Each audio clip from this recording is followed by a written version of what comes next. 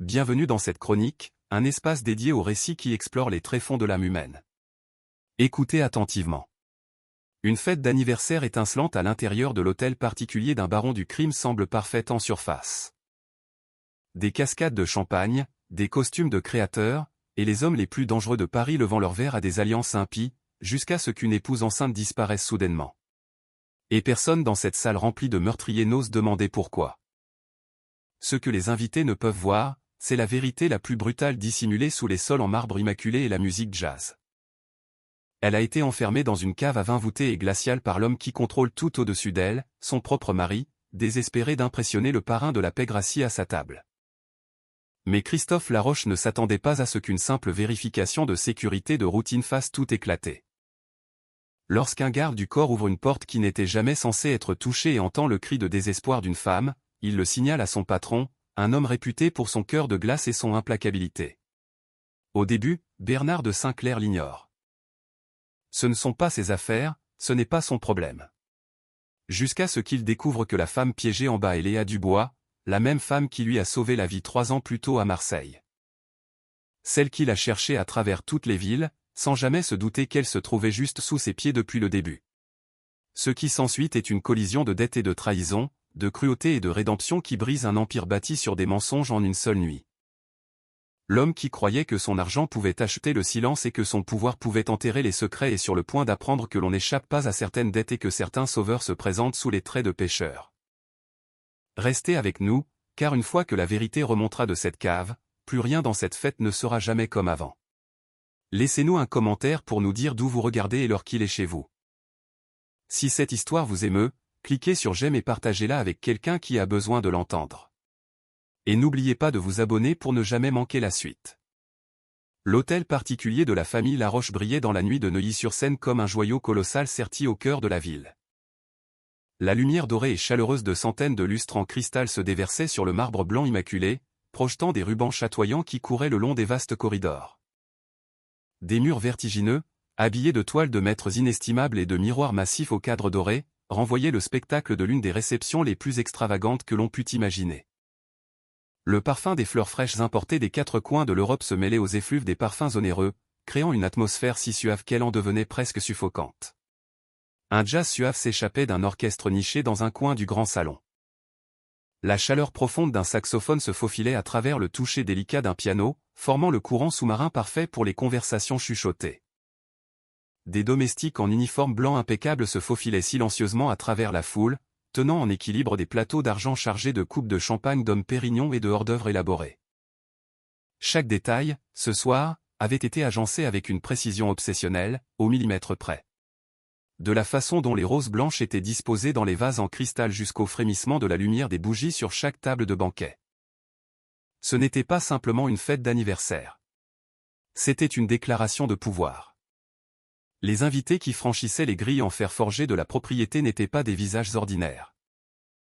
Ils étaient les caïds de la pègre française, des magnats des affaires dont les noms figuraient dans Forbes, tandis que la véritable source de leur fortune était un sujet que nul n'osait aborder. Il y avait des politiciens aux sourires éclatants, calibrés pour les caméras, dont les mains étaient souillées par des accords obscurs. Il y avait des avocats, des banquiers, des courtiers d'influence pour qui un simple coup de téléphone pouvait réécrire le destin d'une famille entière. Les hommes portaient des costumes noirs taillés sur mesure, des montres Patek Philippe brillant à leurs poignets. Les femmes déambulaient dans des robes de soirée éblouissantes, des diamants à la gorge, leurs bras enlacés à ceux d'hommes puissants, tels des trophées exposés au regard. Ils riaient, portaient des toasts, s'encensaient mutuellement avec des mots élégants. Pourtant, derrière chaque sourire se cachait un calcul. Derrière chaque poignée de main, un accord tacite. Derrière chaque regard, une évaluation, une mesure, une pesée pour savoir si la personne de l'autre côté de la pièce méritait d'être revendiquée comme alliée ou plutôt marquée comme ennemie. Et, se tenant au centre de tout ce luxe et de ce pouvoir, il y avait Christophe Laroche. 42 ans, grand, ses cheveux bruns lissés vers l'arrière avec une perfection absolue, sans qu'une seule mèche ne dépasse. Il portait un costume 3 pièces noir ajusté à un corps maintenu dur par la discipline des séances de sport matinales. Une Rolex Daytona en platine accrochait la lumière à chaque fois qu'il levait sa coupe de champagne. Le sourire de Christophe était large et chaleureux, suffisamment convaincant pour que quiconque le rencontrant pour la première fois pût croire avoir affaire à un gentleman respectable.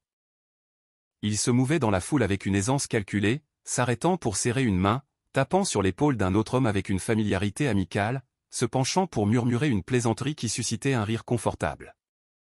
Christophe Laroche avait l'air du parfait hôte, célébrant son 42e anniversaire avec la générosité et la grâce que l'on attend d'un homme à succès. Mais ce soir n'était pas seulement un anniversaire. Ce soir était la nuit que Christophe avait attendue pendant 2 longues années. La nuit où il ferait officiellement son entrée dans le cercle suprême du pouvoir. La nuit où il rencontrerait et impressionnerait l'homme redouté dans toute la pègre. Et pour cela, tout devait être parfait. Chaque détail devait être maîtrisé, même ces détails que personne ne devait jamais connaître. Christophe jeta un coup d'œil à la montre à son poignet.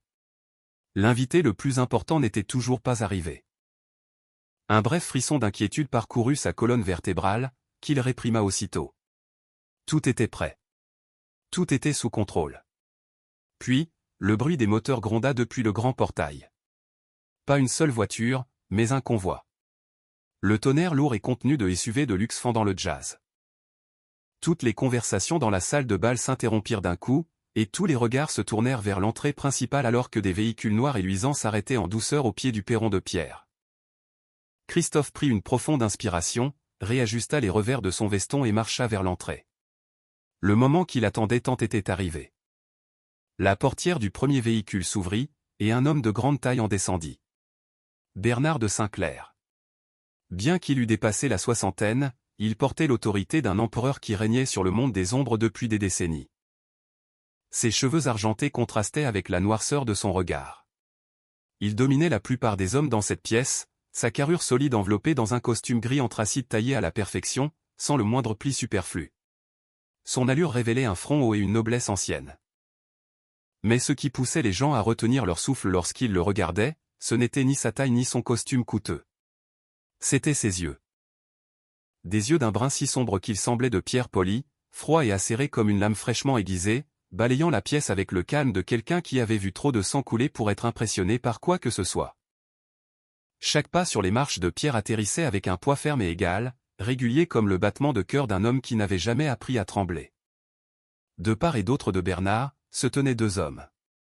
À sa droite se trouvait Mathis Lefebvre, 32 ans, son garde du corps le plus fidèle. Mathis était taillé comme un boxeur poids lourd, les épaules larges, les bras épais, son regard ratissant constamment chaque recoin autour d'eux comme pour étiqueter chaque menace potentielle. À sa gauche se tenait Tony Moretti, 45 ans, le bras droit et conseiller de Bernard. Tony était plus mince, mais l'intelligence vive derrière ses lunettes à monture dorée laissait clairement entendre qu'il était l'homme qui détenait tous les secrets et toutes les informations dont son patron avait besoin. Tous 3 avançaient comme une seule entité, leurs pas synchronisés, personne ne prenant de l'avance, personne ne traînant derrière, comme s'ils avaient répété cette entrée 1 millier de fois. L'atmosphère dans la salle de bal changea à l'instant où Bernard apparut sur le seuil. Les conversations bruyantes retombèrent en murmures. Les sourires confiants se crispèrent sur les bords. Des yeux qui étaient fiers un instant plus tôt s'abaissèrent d'une fraction lorsqu'ils croisèrent le regard balayant de Bernard de Saint-Clair. Ce n'était pas de la peur flagrante. Chacun dans cette pièce possédait du pouvoir à sa manière. Mais il comprenait qu'il y avait une frontière entre le pouvoir et le pouvoir absolu. Et Bernard de Saint-Clair se tenait du côté de l'absolu. Le patron des patrons, l'homme dont un simple hochement de tête pouvait décider de la vie ou de la mort dans les bas-fonds du pays. Christophe s'avança rapidement vers la porte, le sourire sur son visage plus large que jamais, les bras ouverts comme pour accueillir un ami intime qu'il n'avait pas vu depuis des années. L'enthousiasme qui émanait de lui était presque excessif. Tel un vendeur tentant de conclure le contrat de sa vie, Christophe saisit la main de Bernard entre les siennes et la serra vigoureusement, sa bouche déversant des salutations chaleureuses sans interruption. Il remerciait Bernard d'être venu. Il disait que c'était le plus grand des honneurs. Que la fête ne commençait véritablement que maintenant avec la présence de Monsieur de Saint-Clair. La voix de Christophe était perchée un peu plus haut que d'habitude. Son débit était une nuance trop rapide, comme s'il essayait de combler chaque silence avant qu'il n'ait la chance de se former. Bernard répondit par un léger hochement de tête et un sourire de courtoisie qui n'atteignit jamais ses yeux. « Vous êtes bien aimable, Laroche, dit-il sobrement. » Il laissa Christophe le guider à l'intérieur, accepta une coupe de champagne d'un domestique avec politesse, mais ne la souleva que pour en prendre une infime gorgée avant de la redescendre. Il écoutait Christophe parler et ne donnait presque rien en retour, seulement un hochement de tête occasionnel ou un son bref et évasif. Et tandis que Christophe s'épanchait sur des plans d'affaires et des opportunités de coopération, les yeux de Bernard faisaient silencieusement l'inventaire de tout ce qui les entourait. Il observait la façon dont les domestiques se déplaçaient, la manière dont les autres invités réagissaient, la façon dont Christophe ne cessait de jeter des coups d'œil vers le grand escalier chaque fois qu'il parlait de la demeure. Quelque chose clochait chez l'homme en face de lui. Bernard ne pouvait le nommer précisément, mais ses instincts, aiguisés par des décennies dans la pègre, lui envoyaient des signaux d'alarme. Christophe souriait trop, parlait trop, essayait trop fort, et ceux qui en faisaient trop étaient généralement ceux qui cachaient quelque chose. Au milieu du monologue fluide de Christophe sur l'histoire de l'hôtel particulier, Bernard l'interrompit soudain d'une question. Sa voix était grave, calme, mais elle portait assez de poids pour stopper Christophe au milieu de sa phrase. Bernard s'enquit de l'épouse de Christophe. « Où est votre femme, Laroche » demanda-t-il, un simple « vous » de façade maintenant la distance sociale. Une simple question mondaine. Une fête d'anniversaire où l'épouse n'apparaît jamais mérité qu'on s'y intéresse. Bernard observa la réaction de Christophe avec le genre d'attention qu'il accorderait à une proie. Christophe ne tressaillit pas. Le sourire sur ses lèvres s'adoucit même lorsqu'il la mentionna. Il déclara que Léa était enceinte de 7 mois et que le médecin lui avait conseillé un repos absolu. Il ajouta que le bruit et la foule n'étaient pas bons pour le bébé. Il affirma que Léa était désolée de ne pouvoir descendre saluer les invités, mais qu'elle présentait ses excuses. La voix de Christophe était lisse, cohérente, sans la moindre hésitation, comme s'il avait répété cette réponse des centaines de fois devant un miroir. Bernard acquiesça et ne dit rien de plus, mais ses yeux glissèrent vers l'escalier menant à l'étage, où tout était sombre et silencieux, comme si aucune vie n'y existait. L'explication de Christophe pour l'absence de sa femme se propagea à travers la salle de bal comme une douce vague. Les invités hochaient la tête avec une compréhension compatissante, échangeant des regards qui disaient qu'ils avaient déjà entendu cela et trouvaient cela tout à fait raisonnable. Enceinte de 7 mois, ayant besoin de repos, un médecin lui conseillant d'éviter le bruit. L'histoire semblait parfaitement logique, parfaitement ordinaire, ne méritant absolument pas d'être remise en question. Christophe la racontait avec une telle aisance qu'il y croyait presque lui-même. Chaque détail avait été arrangé avec soin, chaque mot choisi avec précision, sa voix mêlant l'inquiétude d'un mari dévoué à la fierté silencieuse d'un homme sur le point de devenir père pour la première fois. C'était un mensonge parfait, poli jusqu'à ce qu'aucune fissure ne puisse être perçue. Et comme pour renforcer encore davantage l'histoire de Christophe, Nathalie Beaumont apparut à ses côtés exactement au bon moment. Elle s'approcha avec la démarche confiante de quelqu'un habitué à attirer tous les regards de la pièce. 29 ans. Ses cheveux blonds dorés étaient coiffés en de douces ondulations se déversant sur des épaules nues. Elle portait une robe de soirée rouge bordeaux qui épousait son corps et s'élevait en une fente audacieuse jusqu'à mi-cuisse, dévoilant de longues jambes élancées perchées sur des talons de 12 cm. Un collier de diamants scintillait à sa gorge, et des boucles d'oreilles en rubis brûlaient du même rouge que la robe. Nathalie s'arrêta près de Christophe, sa main effleurant son bras avec une intimité qu'elle ne prenait pas la peine de cacher, ses lèvres s'ouvrant en un sourire radieux, comme si elle était la maîtresse de maison. Elle se glissa dans le rôle de l'hôtesse accueillant les invités avec une aisance qui en devenait presque troublante. Nathalie se déplaçait entre les groupes d'invités avec une grâce calculée, riant au bon moment, hochant la tête quand il le fallait, offrant des compliments juste assez sincères pour que les gens se sentent remarqués. Elle décrivait les mets, proposait du champagne, guidait les convives vers les tables de banquet comme si elle l'avait fait 100 fois dans cette même demeure. Personne ne présenta officiellement Nathalie. Personne n'avait besoin de demander sa place aux côtés de Christophe. La façon dont elle lui souriait, la manière dont sa main dérivait de temps à autre vers son dos ou son épaule, disait tout. Dans une pièce remplie de pouvoir et de secrets, la relation entre Christophe et Nathalie n'était qu'un petit secret de polichinelle, un que tout le monde connaissait, et que personne ne se donnait la peine de nommer. Malgré tout, des murmures existaient. Dans un coin du salon, 2 femmes plus âgées échangèrent des regards chargés de sens en observant Nathalie marcher avec Christophe. L'une pencha la tête et murmura pour demander si l'autre avait déjà rencontré la femme de Christophe. La seconde secoua la tête et affirma que presque personne n'avait vu Léa Laroche à un quelconque événement depuis près de 2 ans. Elle chuchotait que c'était étrange, une jeune et belle épouse complètement absente, tandis que son mari ne cessait d'apparaître avec une autre femme. Mais leurs murmures ne voyagèrent jamais au-delà de leurs propres oreilles. Dans ce monde, trop de curiosité pouvait s'avérer une erreur mortelle. Comme si elle avait senti les regards et les chuchotements, Nathalie évoqua elle-même Léa lorsqu'un invité poli s'enquit de la maîtresse de maison. Sa voix se fit douce et pleine de sollicitude alors qu'elle disait « La pauvre chérie. La grossesse l'épuise véritablement. » Elle raconta être montée voir Léa avant la réception, et que Léa était désolée de ne pouvoir descendre saluer tout le monde. Nathalie soupira avec une compassion feinte et ajouta que la maternité n'était pas facile et que tout ce qu'il pouvait faire était de soutenir Léa durant cette phase difficile. Les mots de Nathalie étaient si parfaits qu'ils en devenaient presque crédibles. Presque. Bernard se tenait à quelques pas. Le champagne dans sa main toujours presque intact. Il ne se joignait pas aux conversations autour de lui. Il se contentait d'observer. Le visage vide d'expression, ses yeux suivaient Nathalie, suivaient Christophe, puis glissèrent de nouveau vers le grand escalier menant à l'étage. L'escalier était silencieux, plongé dans l'obscurité. Pas un son, pas une ombre, pas le moindre signe de quelqu'un se reposant au-dessus. Si une femme enceinte de 7 mois se trouvait véritablement dans la maison, des domestiques auraient dû monter et descendre. Il aurait dû y avoir de la lumière provenant d'une chambre. Il aurait dû y avoir quelque chose, mais cet escalier semblait mener vers un pays mort. Bernard ne dit rien. Il inclina simplement la tête d'une fraction vers Mathis, qui se tenait à quelques mètres. Un mouvement si infime qu'il aurait pu passer inaperçu. Mais Mathis comprit immédiatement. Il fit un seul hochement de tête, puis se détacha discrètement de la foule et disparut dans le couloir menant plus profondément dans les entrailles de l'hôtel particulier. Un ordre silencieux avait été donné. Tandis que le jazz et les rires résonnaient à l'étage supérieur, un tout autre monde existait à quelques dizaines de marches de là. La cave à vin voûtée et humide de la demeure des Laroche était un lieu que la lumière n'atteignait jamais. L'air en bas était épais, glacial et rance, comme l'intérieur d'un tombeau. 4 sinistres murs de pierre de taille encerclaient un espace exigu, sans fenêtre ni ventilation. Seule une faible ampoule jaune pendait du plafond, projetant une lueur blafarde suffisante pour y voir, mais insuffisante pour repousser les ténèbres.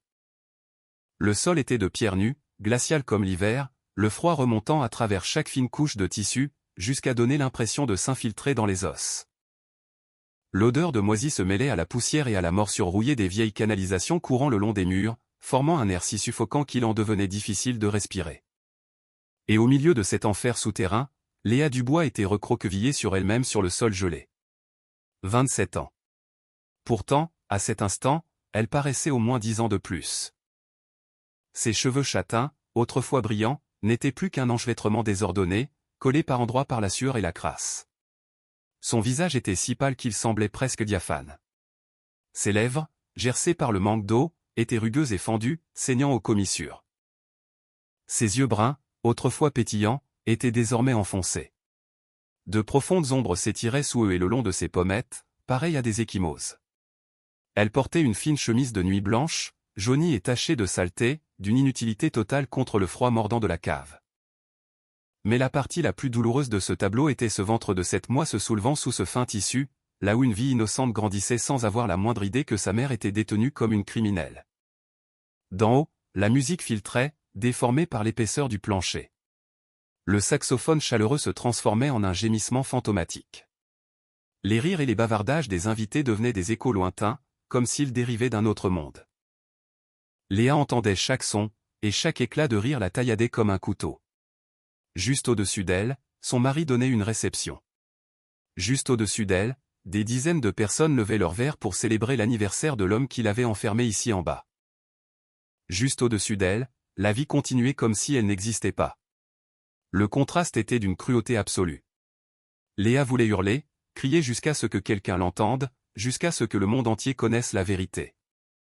Elle se força à se lever, s'appuyant d'une main sur le mur de pierre glacée pour se tenir debout. Ses genoux tremblaient. Son corps était vidé après des jours passés à manger à peine de quoi survivre. Léa se traîna vers l'unique porte de la cave, une épaisse plaque de fer dotée de plusieurs verrous de l'extérieur. Elle ferma son poing et frappa contre le métal. Les coups résonnèrent à l'intérieur de l'espace exigu, mais ils ne pourraient jamais percer le fer et l'épais plancher pour atteindre qui que ce soit à l'étage. Elle continua de frapper malgré tout, frappant jusqu'à ce que sa main saigne, frappant jusqu'à ce qu'elle n'ait plus la force de lever le bras. Elle appela à l'aide. Sa voix était brisée à force d'avoir tant hurlé ces derniers jours, sa gorge écorchée comme frottée avec du sel. Mais personne ne répondit. Personne ne vint. La cave engloutit ses suppliques comme elle engloutissait tout le reste, y compris le peu d'espoir qui lui restait. Léa s'affaissa près de la porte, le dos contre le métal glacial. Et dans ce moment d'épuisement, les souvenirs refluèrent. Elle se rappela cette nuit-là, quelques jours auparavant. Christophe s'était tenu devant elle, ce visage séduisant qu'elle avait autrefois aimé, désormais tordu par la rage. Il l'avait entendu au téléphone. Il savait qu'elle avait découvert son secret. Le blanchiment d'argent, les accords avec les gangs, les chiffres dans le carnet qu'elle avait aperçu par accident. Les yeux de Christophe étaient froids comme la glace lorsqu'il lui avait attrapé le bras, l'avait traîné dans le couloir, avait ouvert la porte de la cave et l'avait poussé dans l'escalier plongé dans l'obscurité. Elle se souvenait encore de la sensation de chute, de ses bras s'enroulant autour de son ventre pour protéger le bébé, de son épaule heurtant violemment le mur et de la porte de fer claquant lourdement au-dessus d'elle. Le cliquetis du verrou avait été aussi froid et définitif qu'une condamnation. Des larmes glissèrent sur les joues de Léa, mais elle n'avait même plus la force de sangloter à voix haute. Elle porta ses deux mains à son ventre gonflé et sentit les faibles coups de pied de l'intérieur. Le bébé était toujours en vie. Le bébé se battait encore. Et pour cet enfant, elle n'avait pas le droit d'abandonner. Léa baissa la tête, pressa ses lèvres contre son ventre, et murmura d'une voix rauque de fatigue, mais ferme de résolution. Elle dit à son enfant qu'elle n'abandonnerait pas. Elle jura qu'elle trouverait un moyen de les sortir de là. Elle le lui promit. Et à ce moment précis, Léa entendit un autre son. Des pas. Pas venant de très haut comme il l'était toujours, mais des pas qui se rapprochaient, se déplaçant le long du corridor juste au-delà de la cave. S'approchant de la porte. Léa releva la tête, le cœur battant à tout rompre, ne sachant si ce qui montait dans sa poitrine était de l'espoir ou les prémices d'une nouvelle terreur. Mathis Lefebvre se glissait à travers la foule comme une ombre. Personne ne prêtait attention à lui, et c'était exactement ce qu'il recherchait. 12 années au service de Bernard de Saint-Clair lui avaient appris comment se rendre invisible quand cela était nécessaire, comment observer sans être observé, comment écouter sans que personne ne sache qu'il écoutait. L'ordre du patron était clair, même sans avoir été prononcé à voix haute. Vérifier la sécurité, étudier cette maison, découvrir si quoi que ce soit était suspect. Et Mathis exécutait toujours les ordres avec une minutie implacable. Il commença par les cuisines, où les cuisiniers et les serveurs s'affairaient à préparer les mets pour la réception. Mathis y passa comme un invité qui se serait égaré en cherchant les toilettes, ses yeux passant en revue chaque recoin, chaque porte, chaque visage. Rien d'anormal. Juste du personnel embauché faisant son travail, trop occupé pour s'interroger sur l'homme inconnu qui passait. Il continua de parcourir les couloirs, notant les positions des portes, des escaliers, des sorties de secours, comme il le faisait par habitude. Même sans raison spécifique de douter, Mathis évaluait tout comme s'il préparait une retraite d'urgence. L'arrière-cour du manoir s'étendait largement, avec une piscine illuminée d'un bleu turquoise et des jardins taillés en formes élaborées. Quelques invités se tenaient à l'extérieur, fumant des cigares et discutant, leur haleine formant une fumée pâle dans l'air frais de la nuit. Mathis se glissa derrière eux et contourna l'arrière de la maison. Rien de digne d'intérêt. Tout semblait exactement comme une propriété somptueuse était censée être. Puis, il atteignit un couloir étroit derrière les cuisines, où la lumière était plus tamisée et où le bruit de la fête s'estompait en écho lointain. Au bout du corridor se trouvait une porte. Pas une porte décorative en bois comme les autres dans la maison. Celle-ci était en fer, lourde, peinte d'un gris terne. Et ce qui fit s'arrêter Mathis, ce fut le système de verrouillage. Pas une seule serrure, mais trois. 3 verrous robustes et indépendants, le genre que l'on voit sur des entrepôts abritant des objets de valeur ou sur des chambres fortes. Le front de Mathis se plissa. C'était la cave à vin d'une résidence privée, pas une banque. Pourquoi aurait-elle besoin de 3 verrous? Il s'approcha et posa la main sur le métal glacial. À cet instant, des pas résonnèrent derrière lui. Mathis se retourna et découvrit une domestique se tenant à l'autre bout du couloir. Une femme d'âge mûr, dans un uniforme noir et blanc, tenant un plateau vide. Ses yeux croisèrent ceux de Mathis, et le temps d'un battement de cœur, Mathis y lut quelque chose. De la peur. Non pas la crainte d'une servante surprenant un inconnu là où il n'avait rien à faire, mais la terreur de quelqu'un regardant une autre personne s'approcher de trop près d'un secret qu'il lui était interdit de connaître. Le visage de la femme passa d'ordinaire à livide en une seule inspiration. Elle ne dit rien, tourna simplement les talons et s'éloigna rapidement, presque en courant, disparaissant au coin du couloir comme si elle n'avait jamais été là. Mathis resta immobile, chacun de ses sens s'aiguisant brutalement. La réaction de cette domestique n'était pas normale. Absolument pas normale. Il se tourna de nouveau vers la porte en fer, cette fois avec une concentration plus intense, plus froide. Et alors, il l'entendit. Un son si faible qu'il n'était presque rien. Il ne traversait pas l'épais centre de fer, mais provenait d'en bas. Mathis s'accroupit. Là, où la lourde porte rencontrait le sol en pierre irrégulier, se trouvait un minuscule interstice dentelé, pas plus large qu'une pièce de monnaie, mais suffisant pour laisser échapper le son. Il pressa son oreille contre la pierre froide près de la fissure. Le son changea. Ce n'était plus un grattement ou un tapotement dénué de sens. C'était une voix. Une voix de femme, faible et rauque, se dissolvant presque dans l'air avant de pouvoir atteindre l'oreille de quiconque. Mais Mathis capta chaque mot. Des mots arrachés depuis l'autre côté de la porte de fer, à vif de douleur et de désespoir. À l'aide. Je vous en supplie. Aidez-moi. Mathis se figea sur place. Le souffle court dans sa poitrine. Il y avait quelqu'un derrière cette porte. Une femme. Et elle implorait qu'on la secoure. Il n'avait pas imaginé cela. Il en était certain. 12 années dans ce métier lui avaient appris à faire la différence entre une hallucination et la réalité, entre un bruit aléatoire et un véritable appel à la survie. Et ceci était un véritable appel.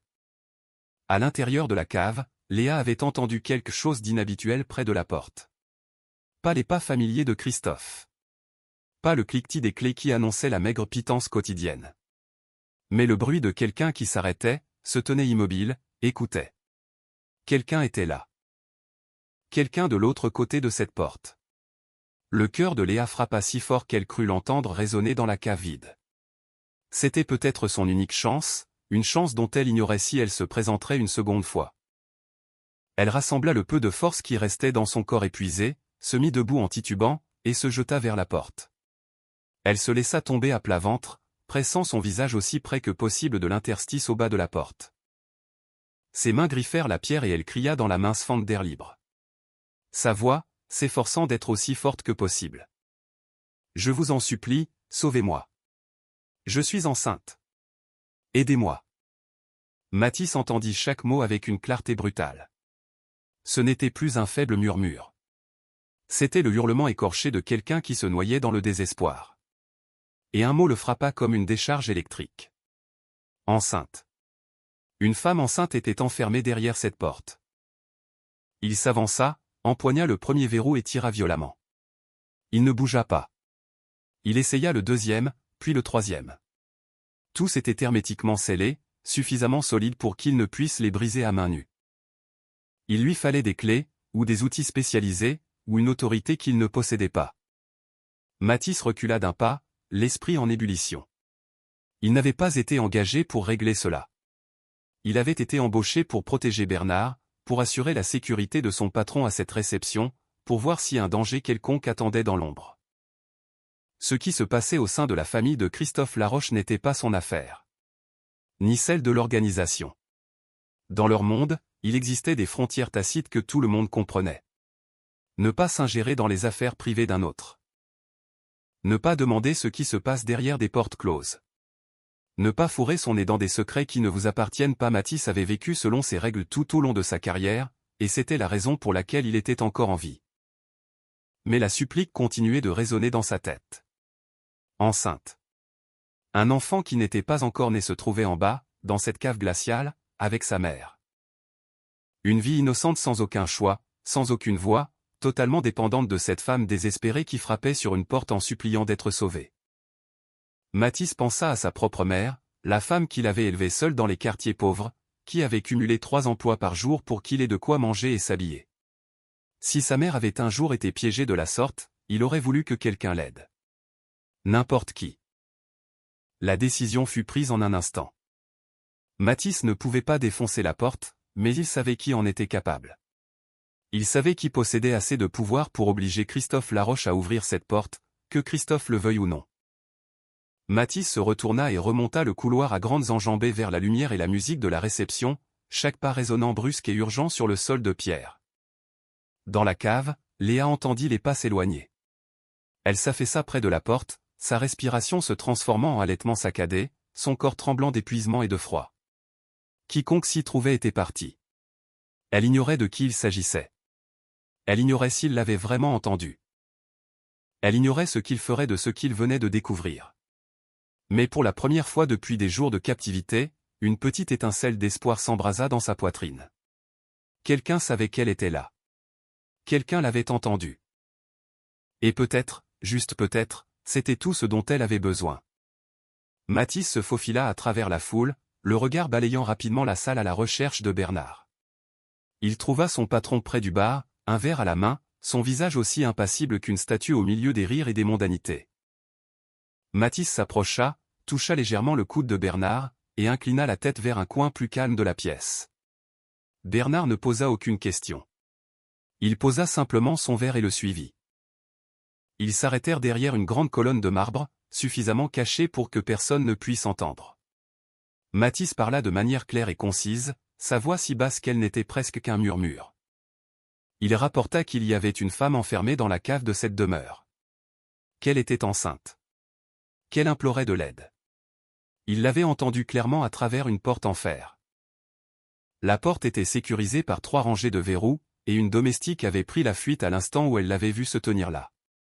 Quelque chose n'allait pas du tout dans cette maison. Bernard écouta sans montrer la moindre émotion. Lorsque Mathis eut terminé, Bernard garda le silence un instant, ses yeux sombres fixés sur le vide. Puis, il prononça, avec une froideur définitive. Un tutoiement distant, réservé à ses subordonnés lors des ordres irrévocables. Ce ne sont pas nos affaires. 6 mots brefs qui claquèrent comme une porte qu'on ferme. Bernard ajouta qu'ils étaient là pour les affaires, pour conclure un accord avec Christophe Laroche. Ce qui se passait dans la famille Laroche était le problème de Laroche. Ce monde fonctionnait selon des règles non dites, et l'une des plus importantes était de ne jamais s'ingérer dans les affaires privées d'un autre homme. Mathis refusa de laisser tomber. Il savait qu'il allait à l'encontre d'un ordre direct de son patron, mais l'image de cette porte en fer et de la supplique désespérée derrière elle refusait de quitter son esprit. Elle implore de l'aide, patron, insista-t-il, une urgence tendue dans la voix qu'il ne parvenait pas à réprimer. Il souligna qu'elle était enceinte, enfermée dans une cave froide comme la mort. Bernard se tourna pour le regarder, son regard tranchant chargé d'un avertissement. Il répéta, plus lentement cette fois, comme s'il s'adressait à un enfant incapable de comprendre. Affaire de famille. Nous sommes ici pour travailler. Ne t'implique pas dans des choses qui ne nous regardent pas. Bernard n'avait pas haussé la voix, mais le poids de chaque mot fit comprendre à Mathis que la discussion était close. À cet instant, Christophe émergea de la foule, un sourire éclatant aux lèvres alors qu'il s'approchait d'eux. Feignant la courtoisie avec un « vous » obséquieux, il demanda si tout allait bien. Il s'enquit de savoir si Monsieur de Saint-Clair manquait de quoi que ce soit, si la réception était à son goût. Les yeux de Christophe effleurèrent Mathis avec un éclair de suspicion si léger qu'il fut presque invisible, avant de revenir sur Bernard. Bernard répondit avec son sourire mondain habituel. Conservant le vouvoiement de rigueur, il affirma que ce n'était rien. Qu'il ne faisait que discuter de l'emploi du temps du lendemain avec son garde du corps. Il fit l'éloge de la soirée, l'éloge de la demeure, l'éloge de la gracieuse hospitalité. Son ton était si parfait que personne n'aurait pu soupçonner quoi que ce soit. Christophe acquiesça avec satisfaction, échangea quelques mots polis, puis tourna les talons et se fondit à nouveau dans la foule pour continuer de saluer d'autres invités.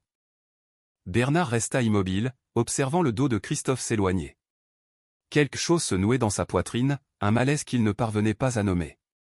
Peut-être était-ce la façon dont Christophe souriait avec trop de ferveur. Peut-être était-ce la façon dont une domestique avait fui en voyant Mathis près de la cave. Peut-être était-ce autre chose de plus profond. Bernard jeta un coup d'œil vers Tony, debout à quelques mètres de là, et fit un signe à son bras droit de s'approcher. Lorsque Tony se pencha pour écouter, Bernard murmura un ordre bref. Fais des recherches sur la femme de Christophe Laroche en toute discrétion. Immédiatement. Tony hocha la tête sans demander pourquoi et s'éclipsa silencieusement de la fête. Bernard ne savait pas exactement pourquoi il avait donné cet ordre. Il savait seulement que quelque chose en lui refusait de s'apaiser. Tony Moretti quitta la salle de bal sans que personne ne s'en aperçoive, car 45 années de vie et plus de 20 ans dans le milieu de la pègre lui avaient appris comment devenir invisible lorsque cela comptait. Il parcourut les couloirs de l'hôtel particulier avec l'attitude détendue d'un invité cherchant les toilettes. Pourtant, les yeux derrière ses lunettes à monture dorée absorbaient tout avec la patience acérée d'un vieux renard. L'ordre de Bernard était simple. Mais Tony comprenait qu'il dissimulait quelque chose de grave. Parce que le patron ne lui demandait jamais d'enquêter sur quelqu'un sans motif. Le premier arrêt de Tony fut l'office attenant aux cuisines, où il se tint sur le côté, observant les domestiques aller et venir, cherchant le visage qui semblerait le plus facile à aborder. Son choix se porta sur une jeune femme qui essuyait une table à proximité.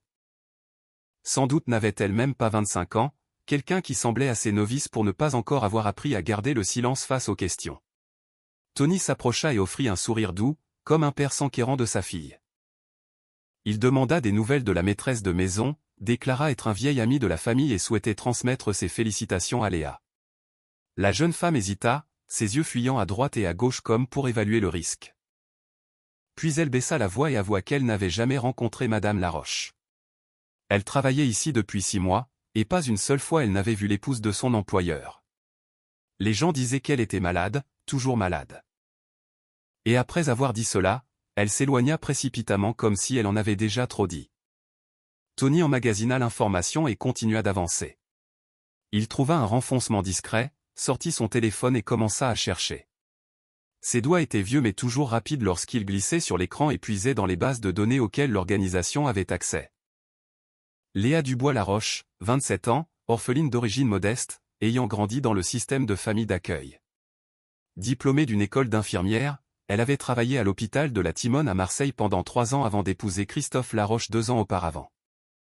Un casier judiciaire vierge, aucun antécédent, rien de suspect sur le papier. Mais ce qui arrêta Tony, ce fut la section des images. Car lorsqu'il chercha des photos de Léa Dubois-Laroche, il ne trouva presque rien. Aucune photo sur les réseaux sociaux puisqu'elle n'avait pas de compte, aucune apparition lors d'événements mondains, alors même que son mari était un homme d'affaires influent qui s'affichait constamment en public. Aucune photo de mariage publiée nulle part, rien sur les 2 dernières années. Qu'une épouse de millionnaire soit complètement invisible dans le monde moderne était profondément anormal, comme si quelqu'un avait délibérément effacé toute trace d'elle du monde extérieur. Tony fronça les sourcils et décida de contacter le relais de l'organisation à Marseille. Il appela un homme nommé S, l'un des yeux et oreilles de Bernard dans le sud de la France, le genre d'individu capable de déterrer des informations sur n'importe qui en quelques minutes.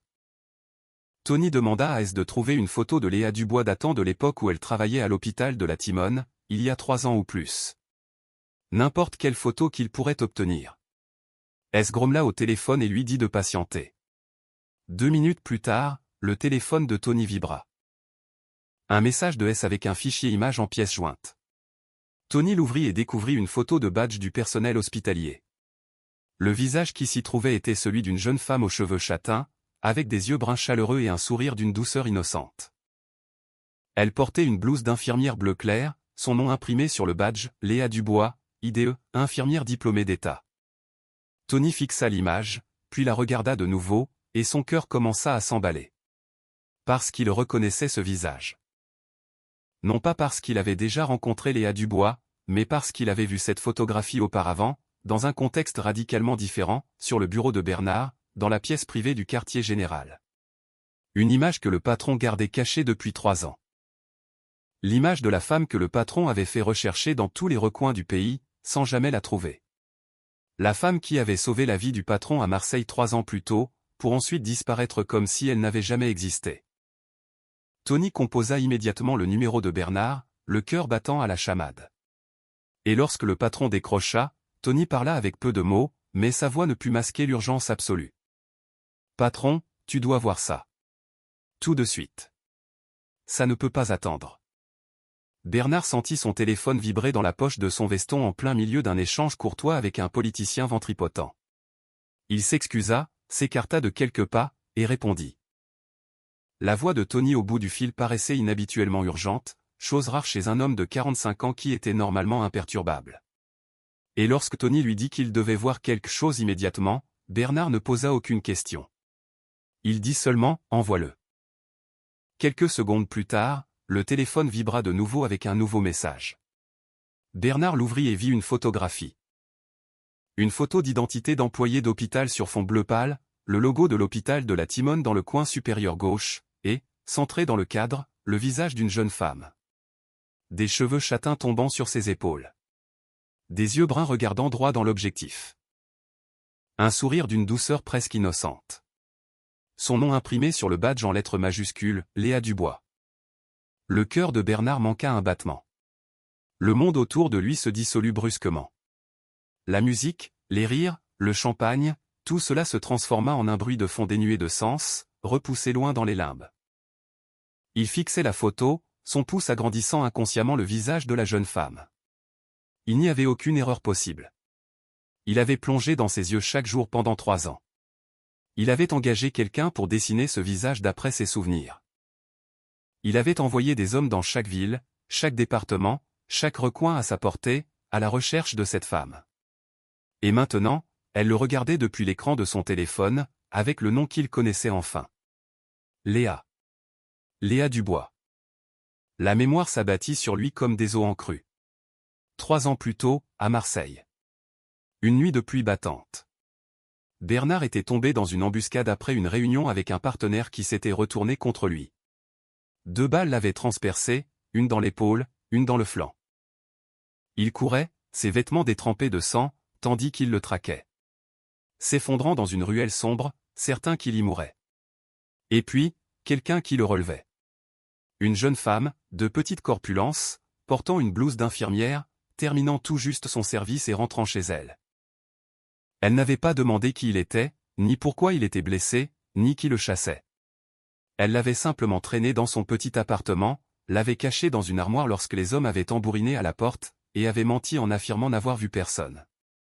Elle avait sorti du matériel médical, avait recousu ses blessures avec les mains rapides et sûres d'une infirmière professionnelle, lui avait donné des analgésiques et des antibiotiques. Elle avait pris soin de lui pendant 2 jours, l'avait nourri de bouillon lorsqu'il était trop faible pour s'asseoir, avait changé ses pansements lorsque les plaies suintaient de sang. Et lorsqu'il fut suffisamment remis pour se tenir debout, il avait voulu la récompenser. Il lui avait dit qu'il pouvait lui offrir tout ce qu'elle désirait, de l'argent, une maison, une protection, tout. La jeune fille avait simplement secoué la tête, posant sur lui ses yeux bruns avec une expression qu'il ne parvenait pas à déchiffrer. Elle avait dit qu'elle ne l'avait pas sauvé pour de l'argent. Elle ne lui avait demandé qu'une seule chose, ne faites pas de mal aux innocents. C'était tout. Puis, le lendemain matin à son réveil, elle était partie. L'appartement était vide, aucune trace d'elle laissée derrière, comme si elle n'avait été qu'une chimère. Et maintenant, 3 ans plus tard, il savait qui elle était. Léa Dubois. 27 ans. La femme de Christophe Laroche. La femme que Christophe prétendait être à l'étage en train de se reposer. La femme que Mathis avait entendu implorer de l'aide depuis la cave. La femme qui avait sauvé la vie de Bernard était enfermée dans un cachot de glace par son propre mari, à quelques dizaines de pas d'ici. Pendant que Bernard se tenait là, buvant du champagne et échangeant des banalités avec des étrangers, il avait ignoré ses cris. Il avait dit que ce n'était pas ses affaires. Il l'avait laissée dans les ténèbres alors qu'elle était enceinte, souffrant le martyre, désespérée, attendant que quelqu'un vienne. La rage s'enflamma dans la poitrine de Bernard comme un incendie nourri au pétrole. Pas une colère chaude et imprudente, mais une fureur plus froide, plus profonde, infiniment plus dangereuse que n'importe quelle explosion extérieure. Sa main se crispa autour de son téléphone jusqu'à ce que la coque craque. Ses yeux ténébreux balayèrent la foule, à la recherche d'un seul visage. Christophe Laroche, debout au bar, riant avec Nathalie comme si rien au monde ne pouvait l'atteindre. Bernard se redressa. Il ne dit rien. Il se contenta de marcher vers Christophe, ses pas lourds et réguliers, comme le battement de tambour d'une marche de guerre. Mathis vit le patron se mettre en mouvement et comprit instantanément que quelque chose avait changé. Tony émergea du couloir et fit un signe de tête à Mathis. Les 2 hommes convergèrent simultanément vers Bernard. Personne dans la salle de bal ne s'en aperçut, mais une tempête approchait, et Christophe Laroche serait le premier homme à y être englouti. Bernard aborda Christophe avec un sourire mondain irréprochable qui ne révélait rien de ce qui bouillonnait en lui. il posa une main sur l'épaule de Christophe avec cette familiarité propre aux hommes de pouvoir, puis inclina la tête et parla d'une voix feutrée, déclarant qu'il souhaitait discuter de certaines choses en privé, juste d'eux. Son ton, employant toujours le vouvoiement formel, était courtois, comme une invitation à boire un verre, mais le poids de chaque mot ne laissait aucune place au refus. Christophe fut presque exalté de l'entendre. C'était le moment qu'il avait attendu toute la soirée. La chance de parler seul à seul avec Bernard de Saint-Clair, la chance de discuter de cette alliance dont il rêvait depuis si longtemps. Il acquiesça avec empressement, dit à Nathalie qu'il devait s'absenter un instant, puis guida Bernard à travers la foule vers le bureau privé situé au bout du couloir. Ses pas semblaient légers, comme s'il marchait sur un nuage, totalement inconscient que le prédateur à ses côtés venait déjà de dévoiler ses crocs. Le bureau de Christophe était une vaste pièce tapissée de bibliothèques en chêne, un grand bureau en acajou trônant devant une large fenêtre donnant sur le jardin. Christophe ferma la porte, se tourna vers Bernard avec un sourire rayonnant, et se lança dans des discours de coopération, sur le potentiel d'une collaboration commune, sur les chiffres et les profits que ce partenariat pourrait engendrer. Il parlait avec l'avidité d'un courtier, les mains fendant l'air, les yeux brillants d'ambition. Bernard resta muet. Il se tint immobile, le dos appuyé contre la porte fermée, ses yeux noirs observant Christophe comme un homme regarderait un insecte. Le silence s'étira tant que Christophe commença à ralentir, ses phrases se brisant. Le sourire sur sa bouche s'effaça alors qu'il réalisait que l'atmosphère dans la pièce avait radicalement changé. L'espace lui parut soudain froid et exigu, comme si quelqu'un en avait aspiré tout l'oxygène. Puis, Bernard prit la parole, le vouvoiement toujours présent mais empreint d'une froideur polaire. Chaque mot fut prononcé lentement, clairement, sans émotion. Il demanda où se trouvait la femme de Christophe, la même question qu'il avait posée plus tôt dans la soirée. Mais à présent, elle revêtait un poids d'une toute autre nature. Ce n'était plus une mondanité. C'était un interrogatoire. Christophe força un sourire crispé et tenta de faire bonne figure. Il répéta la réponse qu'il avait donnée précédemment, que Léa se reposait, qu'elle était enceinte et avait besoin de calme, que le médecin le lui avait conseillé. Ces mots étaient encore fluides, mais un tremblement commençait à s'insinuer à la fin de ses phrases. Bernard l'interrompit. Il déclara qu'il ne s'enquérait pas de l'histoire que Christophe venait d'inventer. Il demandait où était Léa. Où elle se trouvait réellement en cet instant précis. Et avant que Christophe ne puisse ouvrir la bouche pour ajouter une énième couche de mensonge, Bernard fit un pas en avant, brisant la distance jusqu'à ce que Christophe puisse voir les étincelles de fureur dans ses yeux noirs comme du goudron. Bernard cessa tout vouvoiement mondain pour imposer sa domination absolue. Il donna un ordre d'une voix qui n'admettait aucune contestation. « Emmène-moi à la cave. » Tout de suite. Le visage de Christophe se métamorphosa. Toute couleur déserta sa peau en un instant, le laissant livide comme un cadavre. Il balbutia, cherchant une explication, cherchant une issue. Il dit que Bernard se méprenait. Que la cave n'était qu'un espace de stockage. Qu'il n'y avait rien là-dessous. Mais chaque mot qu'il prononçait ne faisait que l'enfoncer davantage. À cet instant, la porte du bureau s'ouvrit. Mathis et Tony entrèrent et bloquèrent l'unique issue. Deux hommes taillés comme des forteresses, les yeux glaciaux et dénués de pitié.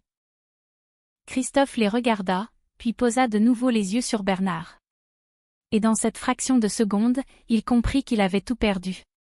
Sa position d'hôte, le pouvoir au sein de sa propre demeure, tout s'était dissous. Il n'était plus celui qui contrôlait la situation. Il était une proie acculée dans un coin. Bernard ne répéta pas son ordre.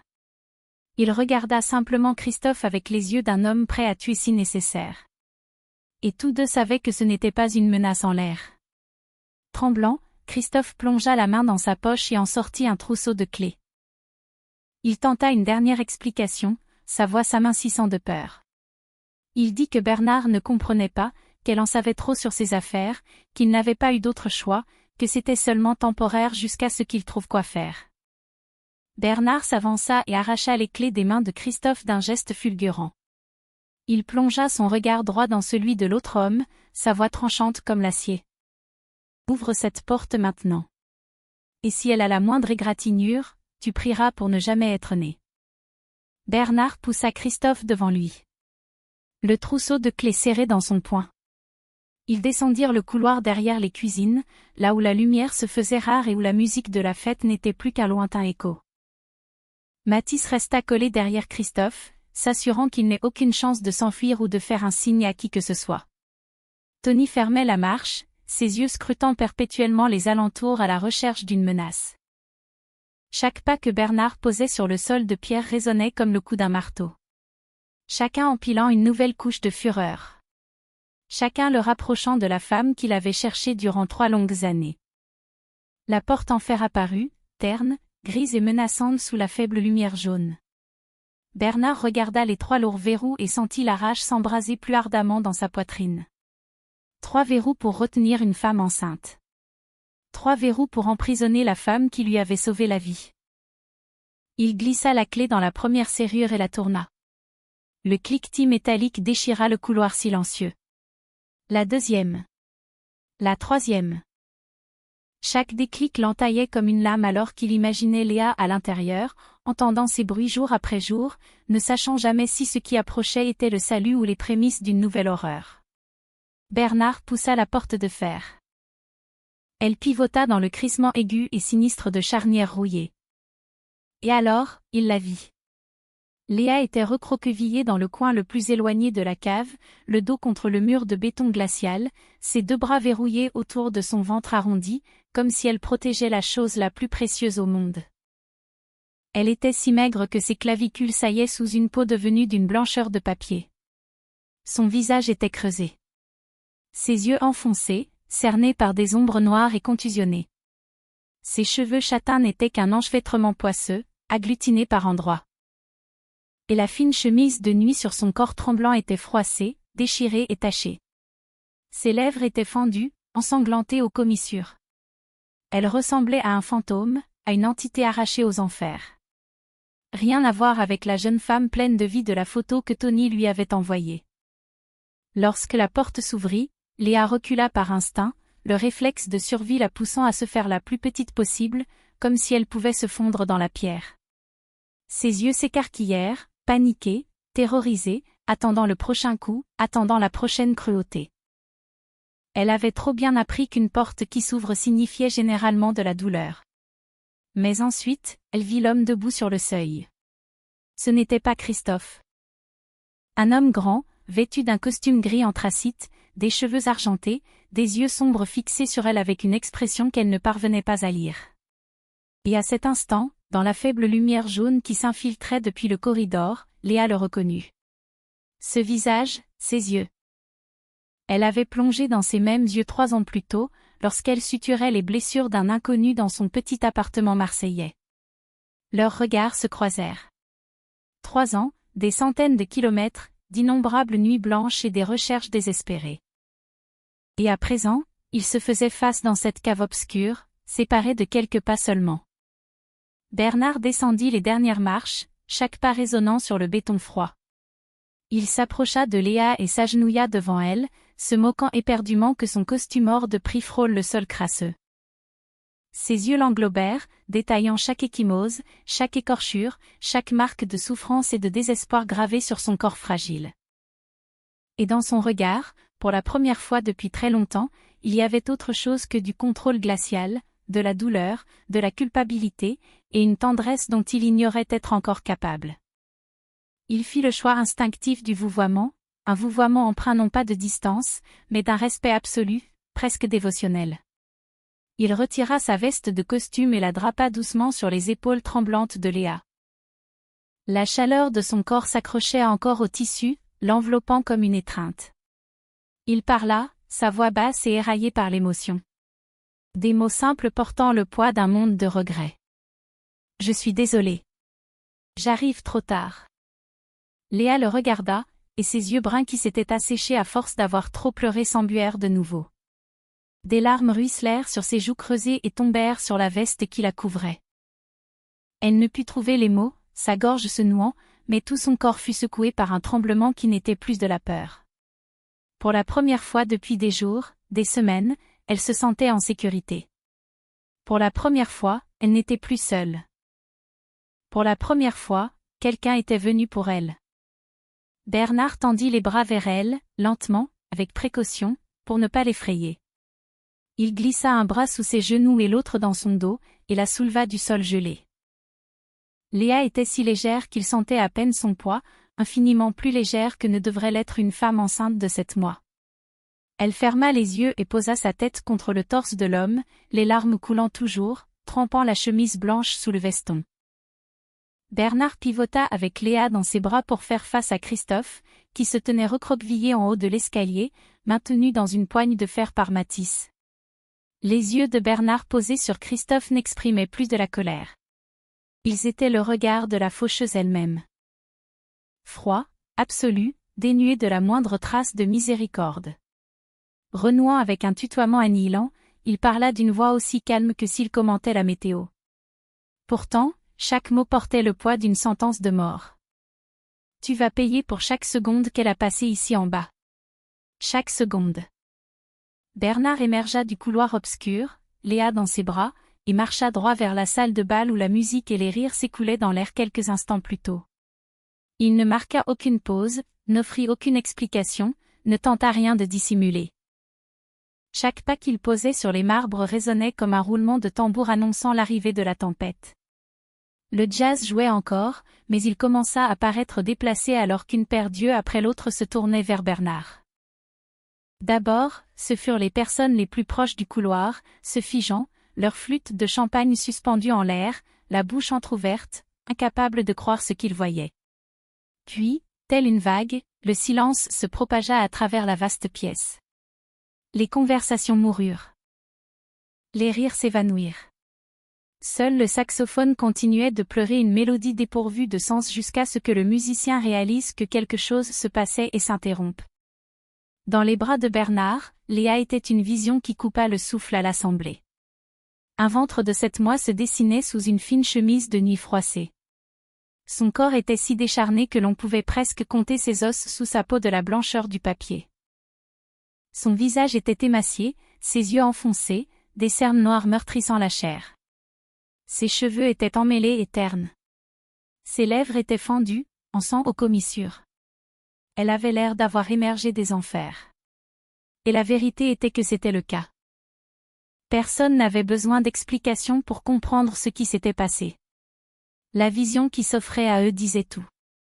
Bernard s'arrêta au centre de la salle de bal, Léa toujours dans ses bras, et ses yeux noirs balayèrent la foule. Il n'avait pas besoin de parler fort. Dans le silence de mort qui régnait, sa voix porta comme le tonnerre dans une nuit paisible. Il déclara que voici Léa Laroche, la femme de Christophe Laroche. La femme dont Christophe prétendait qu'elle se reposait à l'étage parce que la grossesse la fatiguait. Il révéla qu'elle venait d'être retrouvée dans la cave, enfermée comme un animal, pendant que son mari donnait une réception au-dessus d'elle. Il fit une pause, juste assez longue pour que chaque mot s'imprègne dans chaque esprit. Puis il reprit, la voix tranchante comme l'acier. Quiconque a l'intention de faire des affaires avec Christophe Laroche devrait y repenser. Le silence qui succéda à la déclaration de Bernard pèsera plus lourd que n'importe quel bruit. Les regards glissèrent de Léa vers Christophe, et dans ses yeux, il y avait du mépris. Personne ne prit la peine de s'en cacher. C'était une pièce remplie de meurtriers, de contrebandiers, d'hommes qui vivaient en marge de la loi. Ils n'étaient pas des saints, mais même dans la pègre, il y avait des lignes que nul n'était censé franchir, et abuser d'une femme enceinte était l'une d'entre elles. Un homme incapable de protéger sa femme et son enfant, ou pire, un homme qui leur faisait du mal lui-même, n'était pas digne de respect, n'était pas digne de confiance, n'était pas digne de se tenir dans cette pièce. Un caïd des quartiers secoua la tête, posa sa coupe de champagne et s'écarta de Christophe comme s'il était pestiféré. Un politicien bien connu détourna le visage et feignit de n'avoir jamais connu l'hôte. Les partenaires d'affaires que Christophe avait passé des années à cultiver avec soin le regardaient maintenant comme on regarde un chien galeux. L'empire que Christophe s'était tant acharné à bâtir s'effondrait sous ses yeux. Une brique après l'autre, une relation après l'autre. Dans un coin, Nathalie Beaumont se tenait figée, le visage blanc comme du papier. Elle savait, bien sûr. Elle savait où Léa était retenue. Elle avait joué la comédie de l'inquiétude, mimé la pitié, alors que la véritable épouse endurait l'enfer juste sous ses pieds. Et maintenant, avec l'éclatement de la vérité, Nathalie réalisait qu'elle n'avait plus sa place dans cette salle. Elle recula dans l'ombre, tentant de disparaître avant que quiconque ne se souvienne de sa présence. Christophe se dégagea brusquement de l'emprise de Mathis, le visage tordu de panique et de rage. Il hurla, la voix aiguë et stridente, dépouillée de toute l'assurance d'un homme d'affaires prospère. Il brailla qu'elle était sa femme. Qu'il en avait le droit. Qu'elle en savait trop sur son travail, sur les opérations, sur des secrets qui feraient tout s'effondrer s'ils venaient à être dévoilés. Qu'il n'avait pas eu le choix. Qu'il devait la faire taire. Il regarda autour de lui, cherchant un visage compatissant, un regard de compréhension. N'importe qui prêt à se tenir à ses côtés. Mais il n'y avait personne. Les visages qui l'entouraient ne portaient que dégoût et mépris. Les gens qu'il avait autrefois appelés partenaires le regardaient désormais comme un étranger. Les hommes qu'il avait tenté d'impressionner lui tournaient le dos. Dans une pièce débordant de pouvoir, Christophe Laroche se tenait seul, absolument isolé. Son empire réduit en cendres en moins d'une minute. Bernard ne perdit pas une seconde de plus dans cette pièce remplie d'invités sidérés par le mépris. Il tourna les talons, Léa toujours dans les bras, et se dirigea rapidement vers l'entrée principale. Mathis ouvrait la voie devant, Tony couvrait les arrières. La formation s'écoulait comme une machine programmée depuis longtemps, et les convives s'écartaient machinalement sur leur passage, personne n'osant se dresser sur le chemin du parrain portant une femme tout juste arrachée à l'enfer. Derrière eux, Christophe, tel un animal acculé au bord du précipice, sortit finalement de sa stupeur et comprit que si Léa quittait cette maison, tout serait fini. Non seulement sa réputation serait ruinée, mais les secrets qu'elle détenait, les chiffres, les noms, les opérations qu'il avait été assez stupide de lui laisser entendre par accident. Si Léa parlait, il perdrait non seulement tout, mais il y laisserait peut-être sa vie. Le désespoir le rendit féroce. Christophe hurla à ses hommes, leur ordonnant de les arrêter, de ne pas la laisser partir, quel qu'en soit le prix. Sa voix était grêle et paniquée, vidée de toute trace de l'hôte puissant qu'il avait été. Quelques-uns de ses gardes réagirent par réflexe et s'élancèrent vers la porte. Mais ils s'immobilisèrent lorsque Mathis se retourna, les yeux froids comme la glace, la main reposant déjà sur l'arme dissimulée sous son veston. Car affronter les hommes de Bernard de Saint-Clair n'était pas un choix qu'un homme sain d'esprit ferait. Le convoi noir et rutilant de Bernard attendait toujours au pied du perron de pierre. Le chauffeur s'était tenu près le signal que Tony avait envoyé quelques minutes plus tôt. Mathis ouvrit la portière arrière. Bernard déposa délicatement Léa sur le siège et se glissa à ses côtés. Tony sauta sur le siège passager avant. Mathis prit le volant du deuxième véhicule. Les moteurs rugirent et les pneus mordirent le gravier alors que le convoi jaillissait hors des grilles de la propriété. Mais Christophe n'abandonna pas. Il se rua dans la cour, hurlant à son chauffeur privé d'amener la voiture, appelant d'autres hommes, promettant des récompenses doubles à quiconque parviendrait à stopper le convoi de Bernard. Le désespoir le rendait aveugle et suicidaire. Ne pensant plus à ce que signifiait défier Bernard de Saint-Clair, sachant seulement que si Léa lui échappait, il perdrait tout. 2 des SUV noirs de Christophe dévalèrent hors des grilles du domaine quelques minutes seulement après les véhicules de Bernard, s'engageant sur les avenues de Neuilly-sur-Seine, phare perçant la nuit. Les moteurs grondaient comme des prédateurs en chasse. Et la poursuite commença le long des rues silencieuses du riche quartier, où les demeures cossues se tenaient immobiles derrière leur haute clôture de fer, ignorant tout du drame qui se jouait juste sous leurs yeux. À l'intérieur de la voiture, Bernard était assis à côté de Léa, une main la stabilisant contre le siège, l'autre agrippant la poignée de maintien alors que le véhicule négociait des virages serrés. Léa tremblait toujours, son corps vidé après ses jours de captivité, se forçant pourtant à rester silencieuse, refusant d'être un fardeau. Puis, brusquement, elle se plia en deux. Ses 2 mains se refermèrent sur son ventre, son visage se tordant de douleur, un gémissement s'échappant de ses lèvres gercées, faible mais suffisant pour que Bernard l'entende.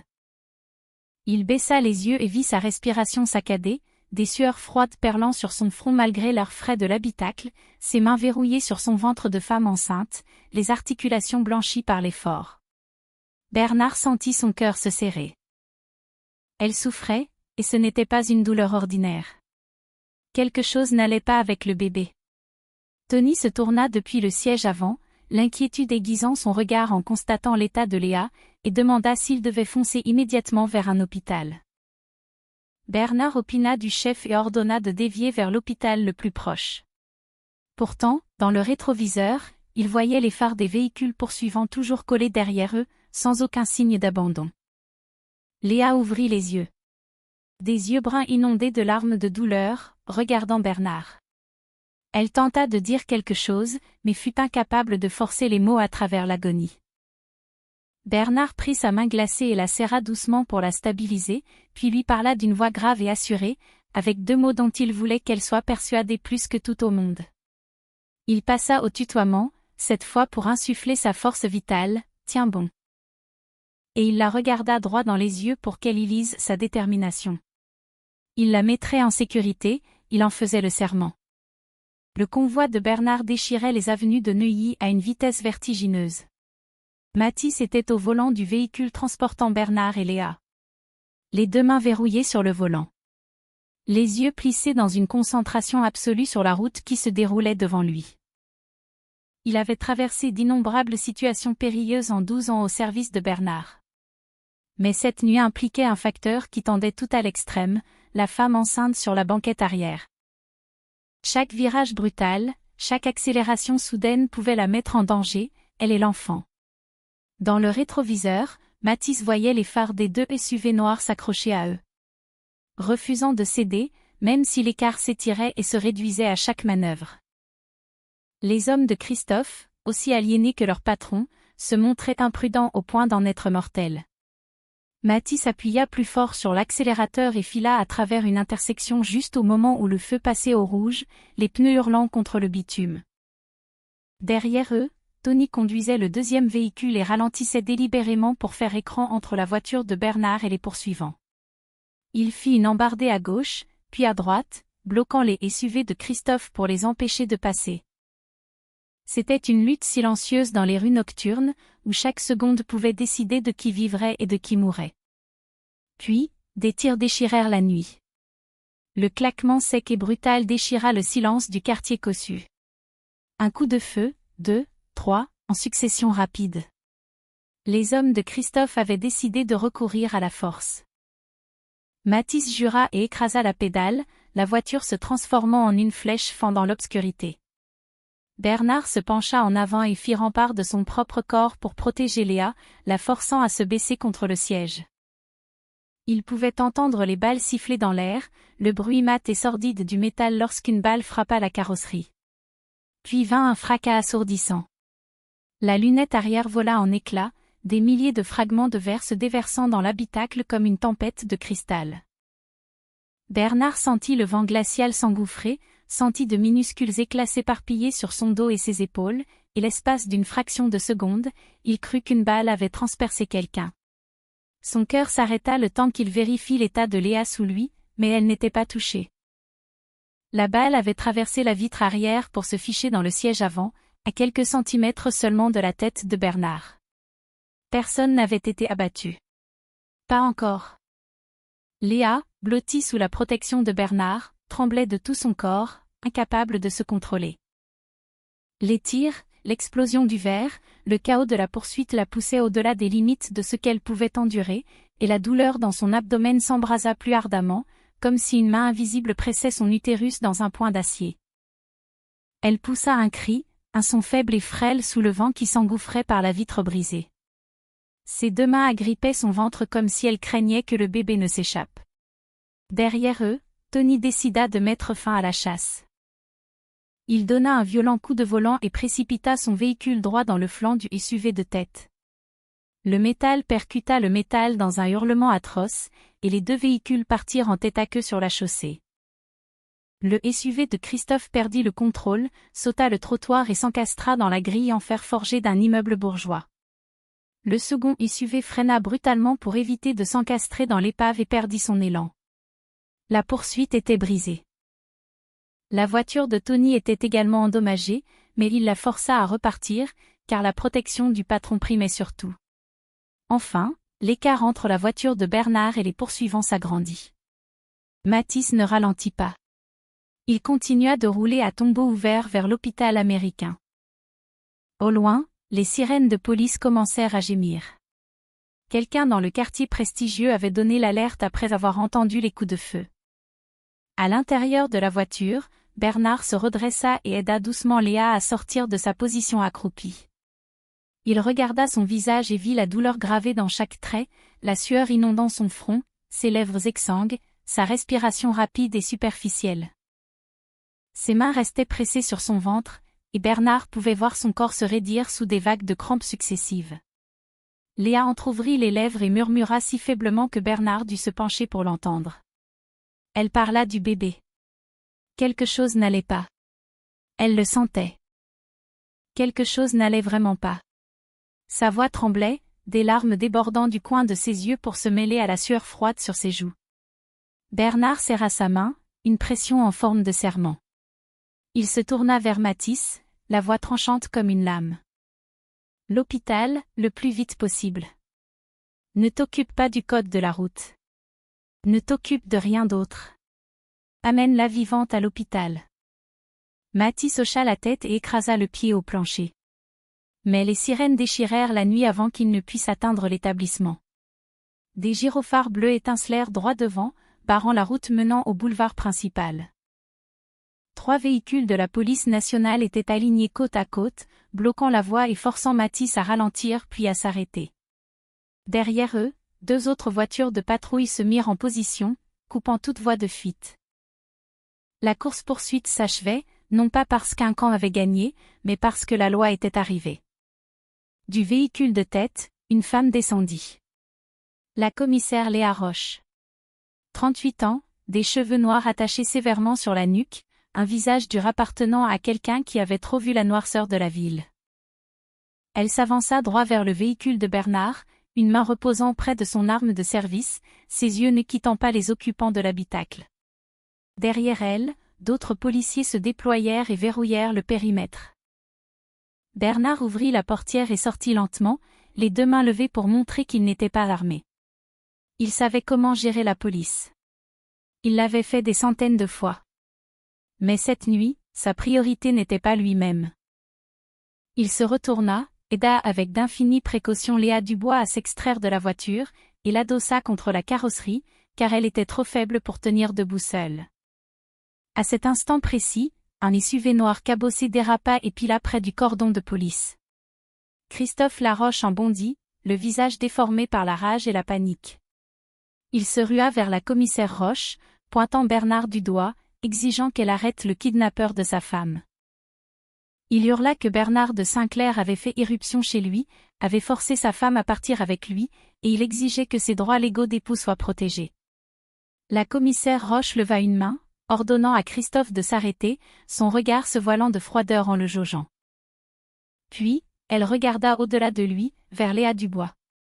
La femme tremblant aux côtés de Bernard, le ventre alourdi par 7 mois de grossesse, sa carrure décharnée, le visage pâle de quelqu'un proche de la mort.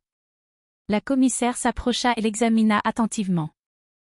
Les hématomes sur ses bras, les écorchures sur ses mains, les ongles cassés et arrachés comme si elle avait griffé quelque chose de dur en désespoir de cause, les lèvres fendues par la soif, les profonds cernes noirs sous les yeux, la fine chemise de nuit sale. Totalement inadaptée à la fraîcheur de la nuit. La commissaire Roche posa une question directe à Léa. Elle lui demanda ce qui s'était passé. Léa Dubois ouvrit la bouche, et bien que sa voix tremblât, faible et frêle, chaque mot sortit avec la clarté d'une cloche dans le silence nocturne. Elle dit qu'il l'avait enfermé. Et elle pointa Christophe du doigt. Il l'avait enfermé dans la cave pendant des semaines, dans le noir et le froid. Qu'elle était enceinte de 7 mois et qu'il l'avait gardée comme un animal. Qu'elle avait hurlé à l'aide, mais que personne n'avait entendu. Qu'elle avait frappé contre la porte jusqu'à ce que ses mains saignent, mais que personne n'était venu. La commissaire Roche regarda Léa Dubois, puis Christophe, et revint à Léa.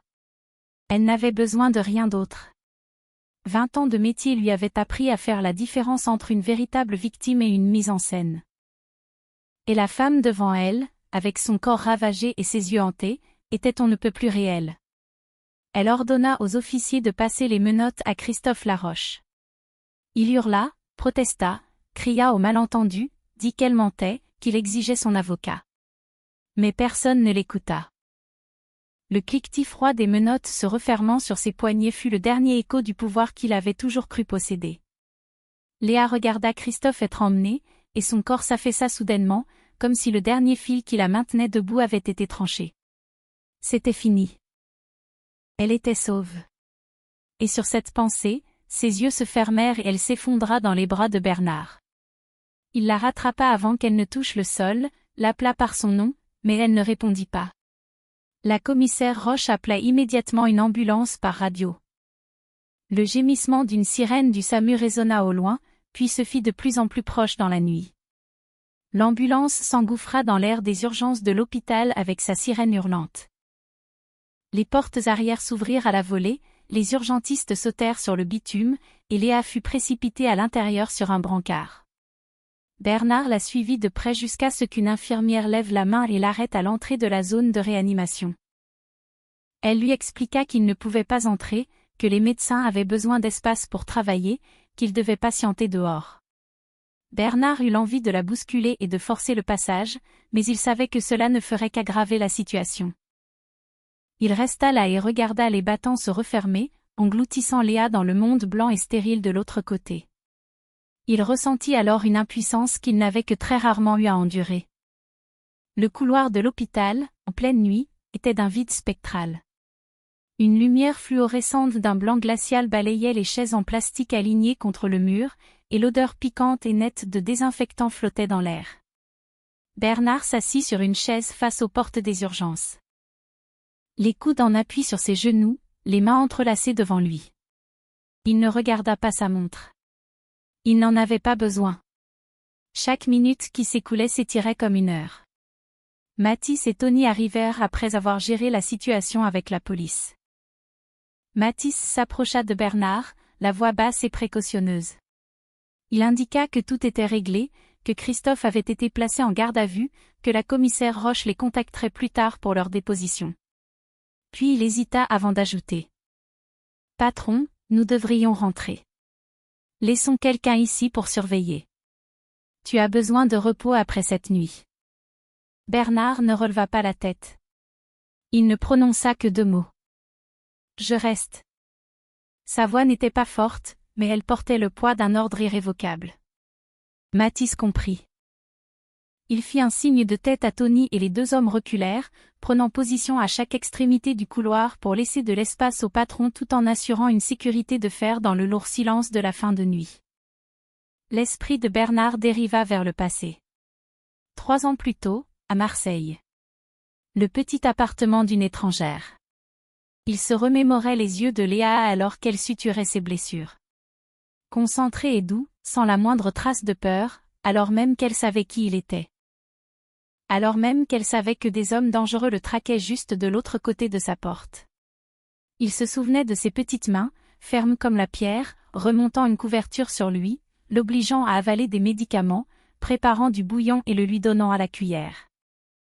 De la pure bonté, sans aucun profit, aucune exigence. Juste un être humain venant en aide à un autre. Et cette nuit, il l'avait presque abandonné. Lorsque Mathis lui avait signalé les appels à l'aide depuis la cave, Bernard avait répondu que ce n'était pas ses affaires. Il avait tourné le dos à la femme qu'il avait sauvée sans même le savoir. Si Tony n'avait pas creusé plus profondément, si Bernard n'avait pas vu cette photo, Léa serait peut-être encore au fond de ce cachot glacial, seule, désespérée, attendant un salut qui ne viendrait jamais. Cette pensée fit remonter une nausée dans la gorge de Bernard. Le temps rampa dans un silence étouffant. 1 heure. 2 heures. Bernard ne bougea pas, le regard rivé sur les portes des urgences. Puis, enfin, elles s'ouvrirent. Un médecin en blouse blanche en sortit, le visage fatigué, mais pas accablé. Il regarda le long du couloir, voyant Bernard se lever, s'avança vers lui. Il expliqua que Léa était stabilisée. Elle souffrait d'épuisement sévère, de déshydratation, de malnutrition, et le stress extrême avait déclenché des contractions utérines prématurées, mais ils étaient parvenus à les stopper pour le moment. Le rythme cardiaque du bébé est stable, bien que faible. Tous deux sont dans un état fragile. Nous devons les garder en observation stricte pour les prochaines 48 heures critiques, afin de nous assurer que la grossesse tienne. Bernard relâcha un long souffle. Il ne s'était même pas rendu compte qu'il l'avait retenu tout ce temps. Quelque chose d'invisible se souleva de sa poitrine, laissant place à un soulagement étrange, presque vertigineux.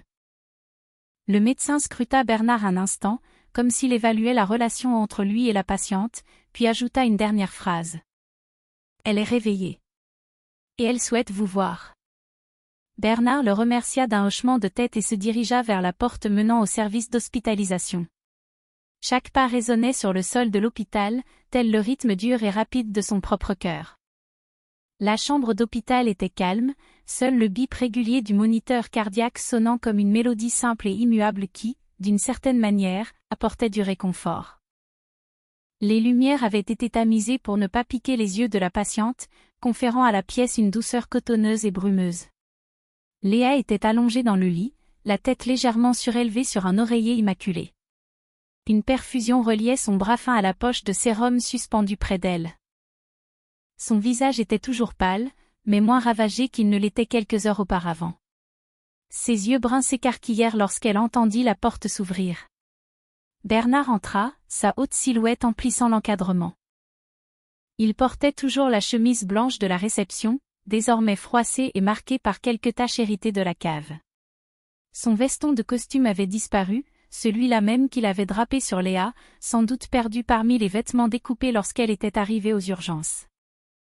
Il s'arrêta près du lit et baissa les yeux vers la femme qu'il avait cherchée pendant 3 longues années. Il tira une chaise et s'assit, sans rien dire. Léa resta silencieuse elle aussi. Entre eux s'étirait une distance qui ne se mesurait pas en mètres. La distance de 3 années de séparation, de recherche sans espoir, de souffrance que personne n'avait vue. Il y avait trop à dire et aucun point de départ évident. Le moniteur cardiaque poursuivait son rythme régulier, comblant le silence. Léa prit la parole en premier. Sa voix était rauque et faible, mais chaque mot s'échappa avec clarté. Adoptant le vouvoiement avec une douceur infinie, elle dit qu'elle n'aurait jamais cru le revoir. Elle avoua avoir pensé à lui de nombreuses fois au cours des 3 dernières années, se demandant s'il avait survécu, si ses blessures avaient guéri, s'il se souvenait parfois de la jeune femme qu'il avait aidée cette nuit-là. Mais elle n'avait jamais cru qu'ils se croiseraient à nouveau. Et elle n'aurait certainement jamais imaginé que ce serait dans de telles circonstances. Bernard écoutait, ses yeux ne quittant pas le visage de Léa. Il demanda, avec un vouvoiement empreint d'une bienveillance paternelle, comment elle avait fini par épouser Christophe. Comment elle était passée de Marseille à Paris. De son métier d'infirmière à celui d'épouse d'un riche homme d'affaires. Léa ferma les yeux un instant, comme pour rassembler le courage de plonger dans son passé. Puis, elle commença. Elle avait rencontré Christophe 8 mois après la nuit où elle avait sauvé Bernard. Il était venu à l'hôpital où elle travaillait, élégant et charmeur, apportant toujours des fleurs et des cadeaux. Il lui avait dit être tombé amoureux au premier regard. Il lui avait dit vouloir l'épouser, lui offrir la vie qu'elle méritait. Elle était une orpheline, ballottée de foyer en famille d'accueil, elle n'avait jamais vraiment eu de famille. Et Christophe lui avait dit exactement ce qu'elle avait besoin d'entendre. Après le mariage, tout changea lentement, petit à petit. Christophe l'isola de ses amis, l'emmena à Paris, et coupa les ponts avec tout ce qu'elle avait connu. Il contrôlait l'argent, contrôlait ses sorties, contrôlait ses fréquentations. Lorsqu'elle réalisa qu'elle vivait dans une prison sans barreaux, il n'y avait déjà plus aucune issue possible. Puis elle tomba enceinte, et tout empira. Elle surprit par accident l'un des appels de Christophe et découvrit ses opérations illégales. Et il ne pouvait pas la laisser vivre avec ce secret. Bernard écoutait, et sa main agrippa la coudoir de la chaise avec une telle force que ses jointures blanchirent. Il aurait voulu se lever, trouver Christophe, et le tuer de ses propres mains. Mais il resta immobile, car la femme devant lui avait plus besoin de son calme que de sa fureur. Il avoua à Léa qu'il l'avait cherchée partout pendant 3 ans. Envoyant des hommes dans chaque hôpital de la région marseillaise, dans chaque quartier où elle aurait pu vivre, dans chaque ville où elle aurait pu se rendre. Il ignorait son nom, Et il n'avait aucune photo nette, seulement le souvenir de ses yeux bruns et de ses mains douces. Il avait cherché sans jamais la trouver. Et il s'avérait qu'elle s'était trouvée juste sous ses pieds toute la soirée. Des larmes perlèrent dans les yeux de Léa et glissèrent sur ses joues pâles. Elle dit qu'elle ne le méritait pas, qu'elle ne méritait pas qu'il la cherche, qu'elle ne méritait pas d'être sauvée. Qu'elle n'était qu'une femme ordinaire qui avait fait un mauvais choix et en payait le prix. Bernard avança la main et prit délicatement la main froide de Léa. Il la serra doucement, assez pour qu'elle sente sa présence, mais sans lui faire mal. Il plongea son regard droit dans le sien, sa voix grave et inébranlable. Il lui dit qu'elle lui avait sauvé la vie. Elle ignorait qui il était, ignorait comment il pourrait la récompenser, mais elle l'avait sauvé malgré tout. C'était la bonté la plus pure qu'il ait jamais reçue. Elle ne devait plus jamais dire qu'elle n'en était pas digne. Léa pleura. Mais ce n'étaient pas des larmes de souffrance ou de désespoir. C'étaient les larmes de quelqu'un qui, pour la première fois depuis très longtemps, se sentait vu, estimé, reconnu comme un être humain ayant de l'importance. Elle serra la main de Bernard, comme si elle craignait qu'en lâchant prise, il ne s'évapore et que tout cela ne s'avère n'être qu'un rêve. Tandis que Léa se reposait à l'hôpital, la machine judiciaire se mit en marche. La commissaire Léa Roche mena son équipe à l'hôtel particulier des La Roche la nuit même. Un mandat de perquisition fut délivré en urgence par un juge de permanence après avoir entendu le résumé des faits. La grille en fer forgé ornementée, qui se dressait jadis comme un symbole de richesse et de pouvoir, s'ouvrit grand pour laisser entrer les véhicules de police, leurs gyrophares balayant l'obscurité. La propriété portait encore les empreintes de la réception qui s'y tenait quelques heures auparavant. Des coupes de champagne à moitié pleines sur les tables, des plateaux de nourriture refroidis, des fleurs fraîches exhalant encore leur parfum dans les vases en cristal. Mais le luxe ambiant avait été entaché par l'atmosphère d'une scène de crime. Les techniciens de la police scientifique, vêtus de combinaisons blanches, parcouraient les pièces, photographiant, prélevant des échantillons et signalant les preuves. La cave devint le centre névralgique de l'enquête. La commissaire Roche y descendit en personne, et ce qu'elle y vit l'obligea à puiser dans ses réserves pour conserver son sang-froid professionnel. Le sol en béton était d'un froid brutal, marqué par le sang séché des ongles de Léa, là où elle avait griffé la porte. Il n'y avait ni lit, ni couverture, ni véritable toilette, seulement un seau en plastique dans un coin et quelques bouteilles d'eau vide. Ce n'était pas un confinement temporaire. C'était un cachot. Mais la découverte la plus cruciale provint du système de vidéosurveillance de la demeure. Christophe, dans son besoin paranoïaque de tout contrôler, avait fait installer des caméras dans toute la maison pour surveiller sa femme et le personnel, n'imaginant jamais que ce même système deviendrait la preuve qui le condamnerait. Les images montraient clairement Christophe attrapant Léa par les cheveux, la traînant dans le couloir, ouvrant la porte de la cave et la poussant dans l'escalier obscur. Elle le montrait verrouillant 3 lourdes serrures avec une indifférence glaçante, comme s'il rangeait un objet au sous-sol, et non pas comme s'il emmurait sa femme enceinte dans les enfers. Le téléphone de Christophe fut saisi et déverrouillé par la division cyber.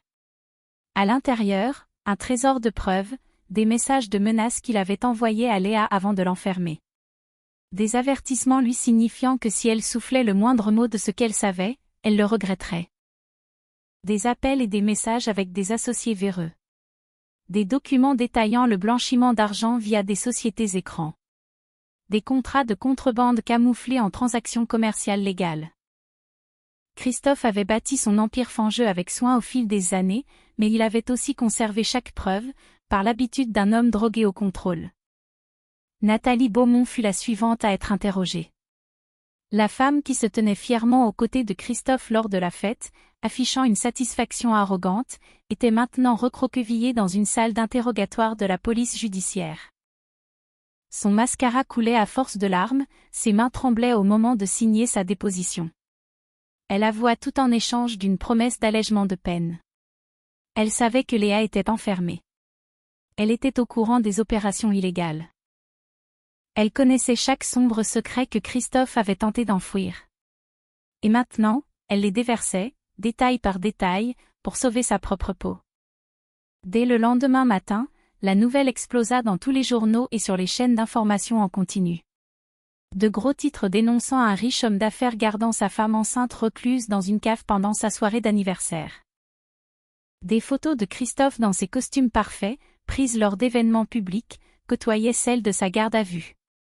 Les partenaires commerciaux s'empressèrent de publier des communiqués annonçant la rupture de leur relation. Les politiciens qui lui avaient serré la main niaient désormais l'avoir jamais connu. L'empire que Christophe avait mis 20 ans à bâtir fut réduit en cendres en moins de 24 heures. En détention provisoire à la prison de la Santé, Christophe Laroche était assis seul sur le lit métallique de sa cellule. Le costume noir irréprochable remplacé par l'uniforme carcéral de rigueur.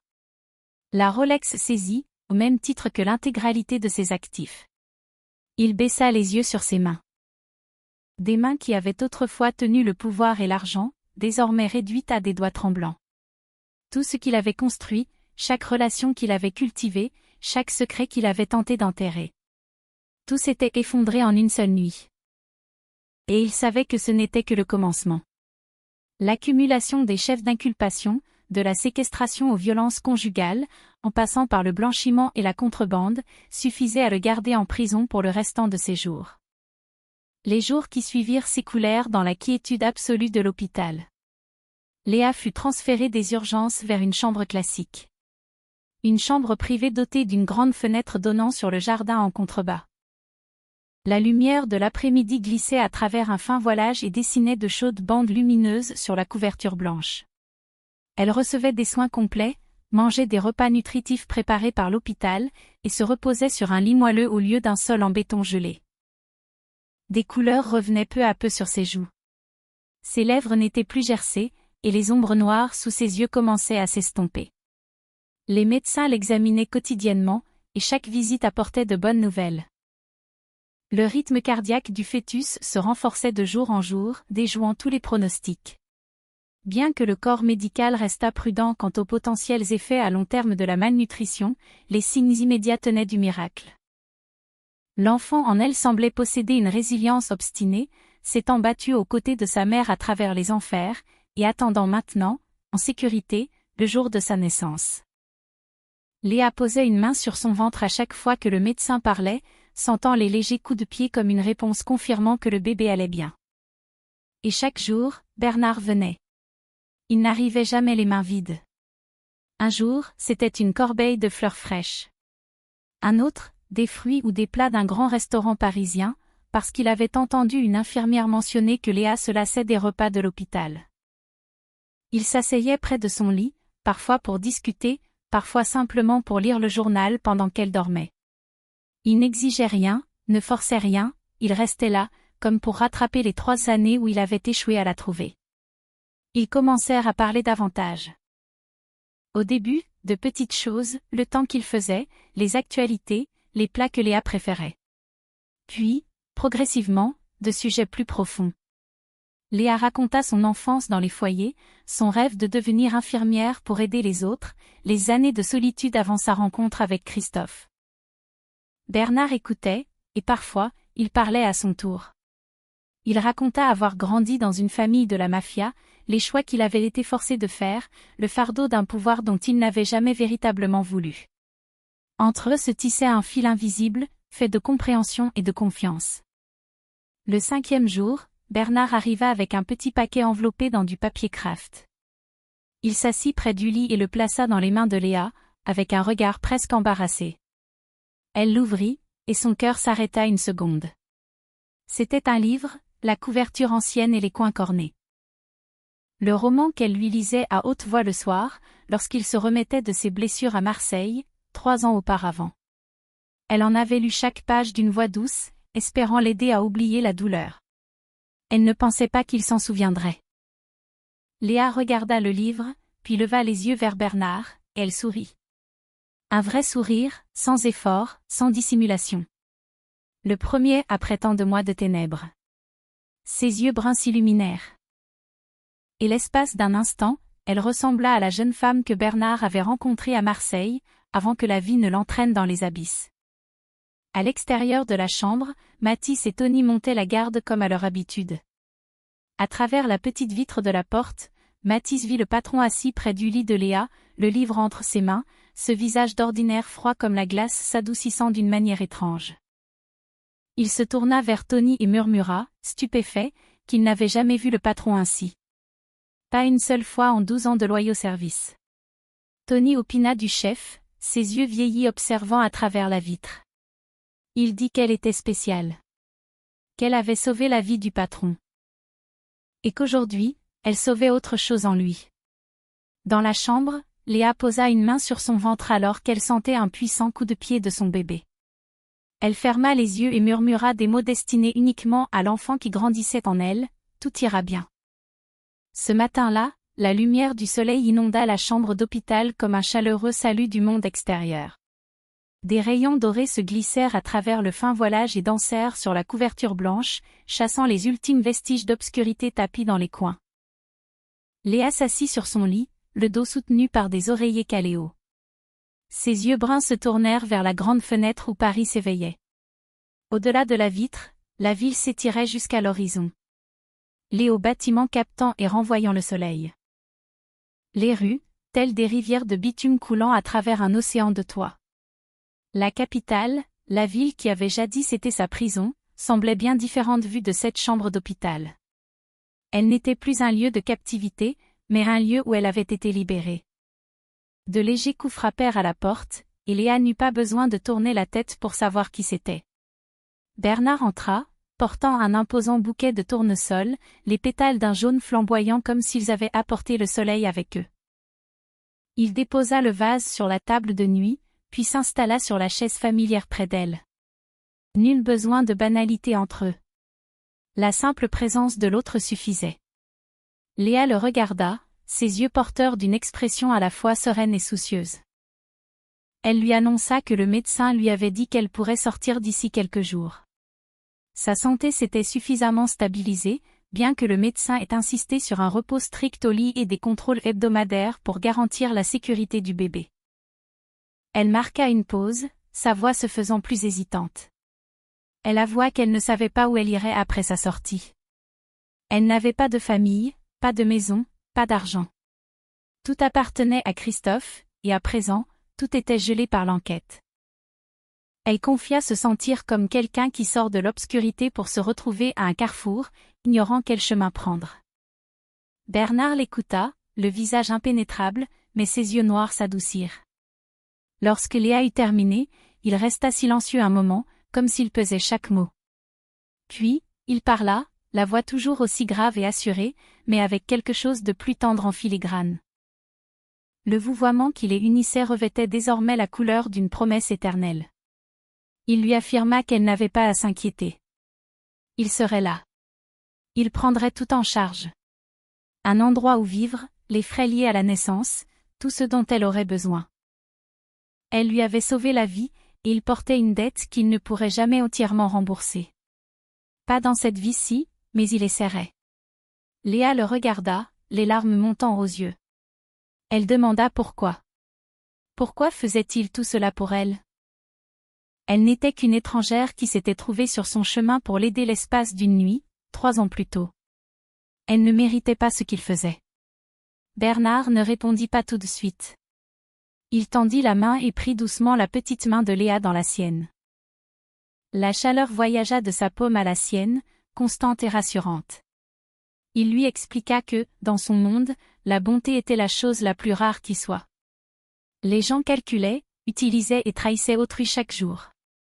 Mais elle avait sauvé un inconnu sans rien demander en retour. Elle lui avait prouvé qu'il restait encore du bon dans cette vie, et jamais il ne l'oublierait. Ils restèrent assis ensemble en silence, main dans la main. Il n'y eut aucune promesse d'amour, aucune déclaration romanesque, seulement 2 personnes qui avaient traversé les ténèbres et s'étaient retrouvées de l'autre côté. Pourtant, dans le regard qu'ils partagèrent, quelque chose commençait à frémir. Une petite pousse verte s'élevant des cendres, attendant que le temps lui permette de grandir. Léa baissa les yeux vers son ventre, où le bébé patientait en paix jusqu'au jour de sa naissance. Elle pensa à l'avenir, aux épreuves à venir, à son futur rôle de mère célibataire, à la reconstruction d'une vie à partir de rien. Mais pour la première fois depuis très longtemps, elle n'eut pas peur. Parce qu'elle n'était plus seule. Le chapitre le plus sombre de son existence s'était refermé. Devant elle s'étendaient des incertitudes, des questions sans réponse. Un chemin qui restait à tracer. Mais il y avait aussi de l'espoir. De la lumière. La possibilité d'écrire sa propre histoire à nouveau. Elle avait traversé l'enfer et survécu. Non pas grâce à l'argent, ni au pouvoir, mais parce qu'un simple acte de bonté, accompli 3 ans plus tôt, était revenu la trouver à l'instant précis où elle en avait le plus besoin. Chers auditeurs, cette histoire nous apporte une leçon profonde sur la valeur de la bonté et de la compassion dans l'existence. Parfois, un infime acte de générosité que nous offrons peut revenir nous sauver à nos heures les plus sombres. Léa n'a pas sauvé Bernard pour de l'argent ou une quelconque récompense. Elle l'a fait simplement parce que c'était la chose juste à faire. Et 3 ans plus tard, c'est cette même bonté qui l'a tirée de l'abîme. La vraie vie obéit aux mêmes lois. Nous ne savons jamais quand et où les graines d'amour que nous plantons vont éclore. Traitez toujours ceux qui vous entourent avec bienveillance, car si ce monde est vaste, il est bien plus petit que nous le croyons. Que ressentez-vous face à ce récit? Vous a-t-il rappelé un événement de votre propre vie? Nous désirons sincèrement entendre ce que vous dicte votre cœur. Faites-nous part de vos réflexions dans les commentaires ci-dessous. Si cette histoire a touché votre âme, cliquez sur j'aime et partagez-la avec ceux que vous aimez afin qu'ils puissent, eux aussi, l'écouter. N'oubliez pas de vous abonner et d'activer les notifications pour ne manquer aucune des chroniques poignantes que nous vous offrons chaque jour. Nous vous remercions du fond du cœur d'être restés avec nous jusqu'à la fin. Nous souhaitons à tous ceux qui nous écoutent une santé de fer et une vie emplie de joie et de paix au quotidien. Accrochez-vous à votre foi en la bonté humaine, car comme cette histoire nous l'a démontré, la vraie gentillesse ne sombre jamais dans l'oubli. À très bientôt pour un prochain récit.